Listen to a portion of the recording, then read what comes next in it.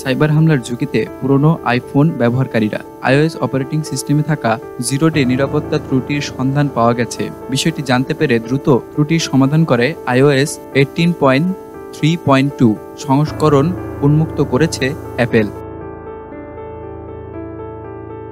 হ্যাকারদের হামলা থেকে রক্ষা পেতে আইফোন ব্যবহারকারীদের দ্রুত হালনাগাদ সংস্করণ ব্যবহারের পরামর্শও দিয়েছে প্রতিষ্ঠানটি। অ্যাপেলের তথ্যমতে iOS 17.2 অপারেটিং সিস্টেম থেকে আগের সব iOS সংস্করণে CVE 2025-24201 নামের ভয়ঙ্কর জিরো ডে নিরাপত্তা ত্রুটি পাওয়া গেছে।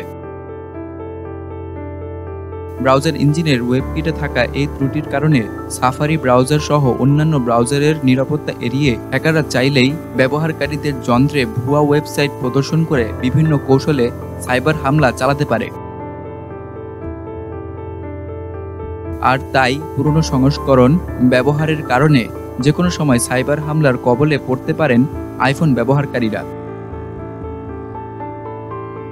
জিরো ডে নিরাপত্তা ত্রুটি মূলত সফটওয়্যারের দুর্বলতা। নিজেদের তৈরি সফটওয়্যারে ত্রুটি শনাক্ত হলে দ্রুত সমাধান করে নিরাপত্তা প্যাচ উন্মুক্ত করে বিভিন্ন প্রতিষ্ঠান। কিন্তু প্যাচ উন্মুক্তের আগে হ্যাকাররা যদি সেই ত্রুটি ব্যবহার করতে পারেন তখন সেটি জিরো ডে নিরাপত্তা ত্রুটি বলা হয়।